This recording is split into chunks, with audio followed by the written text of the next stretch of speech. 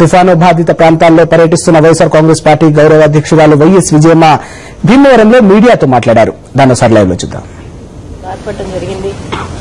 వాళ్ళకి చెప్పడం జరిగింది, మంచి రోజులు వస్తాయమ్మా, తప్పకుండా మీరు ధైర్యంగా ఉండండి, ఆత్మహత్యలు చేసుకోవద్దని చెప్పడం జరిగింది. మరి మీ ద్వారా కూడా మరలా నేను రైతులకు ఒకసారి విజ్ఞప్తి చేస్తున్నా, కౌలు రైతులకు కానీ రైతులకు కానీ ఎలాంటి ఆత్మహత్యలు చేసుకోవద్దు, మంచి కాలం ఉంది, మంచి రోజులు వస్తాయని చెప్తా ఉన్నాను. మరి ఈరోజు రైతులతో పాటు కౌలు రైతులకు కూడా నష్టపరిహారం కానీ ఇన్సూరెన్సులు కానీ ఏమొచ్చినా కూడా వాళ్ళకు కూడా ఇవ్వాల్సిన బాధ్యత ఉందని చెప్పి ప్రభుత్వం దృష్టికి తీసుకెళ్తున్నాం.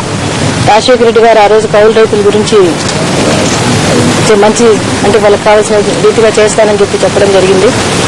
మళ్ళా ఆయన మన మధ్య నుంచి వెళ్ళిపోయిన తర్వాత మళ్ళీ ప్రభుత్వం పట్టించుకోవట్లేదు. కానీ ఇప్పుడు మాత్రం మరలా ప్రభుత్వానికి విజ్ఞప్తి చేస్తా ఉన్నాం, వాళ్ళకు కూడా ఇవ్వాలని చెప్పి డిమాండ్ చేస్తా ఉన్నాం. మరి ఎవరైతే నిరాశ్రయులు ఉండారో, పాక్షికంగా ఇల్లు దెబ్బతిన్నాయి, మరి అట్లాంటి ఇళ్ళన్నిటికీ కూడా వెంటనే రిపేర్ చేయించాల్సిన అవసరం ఉంది. పడిపోయిన ఇండ్లు ఏమన్నా ఉంటే వాళ్లకు మరలా ఇల్లు ఇవ్వాల్సిన అవసరం ఉంది. ఎవరైతే రీహాబిలిటేషన్ సెంటర్స్ లో ఉండారో వాళ్ళందరికీ కూడా అంటే నిత్యావసర వస్తువులు అయితే ఇవన్నీ కూడా ఇవ్వాల్సిన బాధ్యత ప్రభుత్వానికి ఉంది. బియ్యం కానీ కందిపప్పు కానీ ఇట్లాంటి ఏం మామూలుగా ఇస్నాయిల్ ఇట్లాంటివన్నీ కూడా ప్రభుత్వానికి ఇంతవరకు చర్యలు తీసుకోలేదు. మరి దానికి కూడా డిమాండ్ చేస్తా ఉన్నాము. ఇప్పుడు ప్రభుత్వం అసలు ఈ రోజుకు 3 రోజులు 4 రోజులు అవుతాయి వర్షాలు పడబట్టి. ప్రభుత్వానికి ఎలాంటి స్పందన కానీ ఎలాంటి చేయాలన్న తపన కానీ చిత్తశుద్ధి కానీ కనిపించడం లేదు. ఆంధ్రప్రదేశ్ తాకదు అని చెప్పినా కూడా వాతావరణ శాఖ భారీ వర్షాలు పడతాయి అని చెప్పడం జరిగింది. అప్పుడు వైఎస్ఆర్ కాంగ్రెస్ పార్టీ హెచ్చరిక కూడా చేసింది, జాగ్రత్తలు తీసుకోమని చెప్పి. కానీ ఎటువంటి జాగ్రత్తలు తీసుకోకుండా ముఖ్యమంత్రి గారు మంత్రులు ఢిల్లీకి పోయి వాళ్ళ పదవులు వాళ్ళు చూసుకోవడం జరిగింది.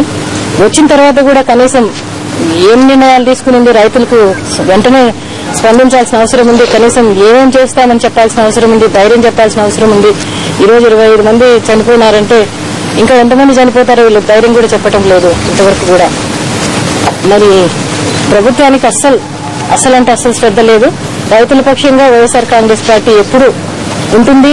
వాళ్ళకి కావాల్సిన రీతిగా కావాల్సినవన్నీ వచ్చేదానికి వైఎస్ఆర్ కాంగ్రెస్ పార్టీ పోరాటం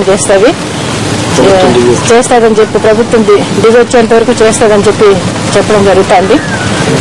డిమాండ్ చేస్తా ఉన్నాము. మరి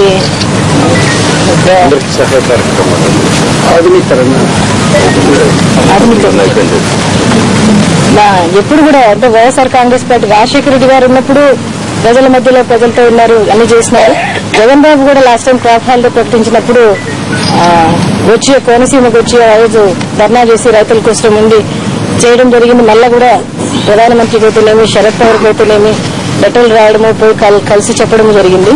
ఈ రోజు కూడా మేము కూడా వైఎస్ఆర్ కాంగ్రెస్ పార్టీ ఢిల్లీకి తీసుకెళ్తుంది. శరద్ పవార్ గారు కూడా ఈ రిపోర్ట్ తీసుకెళ్లి మేము ఇస్తాం.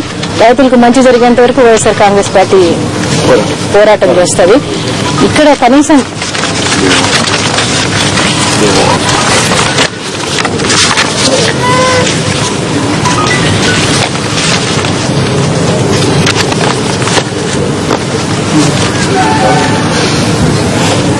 సొంత ఇంటి కళ నెరవేరాలని చెప్పి 18 కోట్లు ఆ రోజు రాజశేఖర రెడ్డి గారు 18 కోట్లు ఖర్చు పెట్టి స్థలం కొంటే 82 ఎకరాలు కొంటే ఇంతవరకు మట్టి కూడా ఎత్తలేదు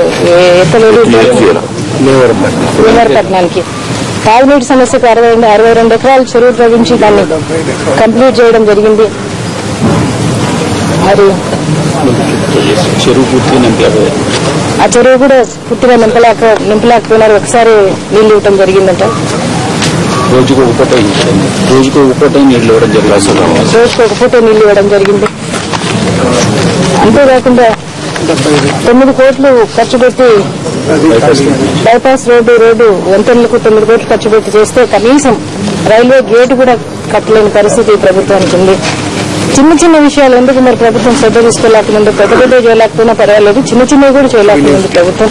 మరలా ముఖ్యమంత్రి గారేమో చెప్తా ఉన్నారు, పాదయాత్రలు చేసే వాళ్లకు విజ్ఞప్తులు ఇస్తే ఏం లాభము, మాకిస్తే విజ్ఞప్తులు చేస్తాము, మాకు అధికారం ఉంది అని చెప్పి సమస్యలు పరిష్కారం చేస్తామని చెప్పి ప్రజలకు చెప్తాము. దయచేసి ముఖ్యమంత్రి గారిని ఈ ప్రజల గోడు వినమని చెప్పి ఈ రైతుల గోడు విని వీళ్ళకు తక్షణమే సాయం అందించాలని కోరుతాము. మరలా కేంద్ర ప్రభుత్వం వాళ్ళు వస్తారు, కమిటీ వేస్తాము, వాళ్ళు వస్తారు, వాళ్ళు వచ్చి మళ్ళీ వచ్చి పరిశీలన చేస్తారు. కొన్ని రోజులు, కొన్ని నెలలు, కొన్ని వారాలు పరిశీలన ఉంటారు. దాన్ని చేయడానికి ఇట్లా ఏమి తాత్సారం చేయకుండా కనీసం రైతులకు ఎకరాకు 10,000 కనీసం ఇవ్వాలని చెప్పి డిమాండ్ చేస్తా ఉన్నాము. తర్వాత వస్తాం. కౌలు రైతులకు కూడా న్యాయం చేయాలని కూడా డిమాండ్ చేస్తాము.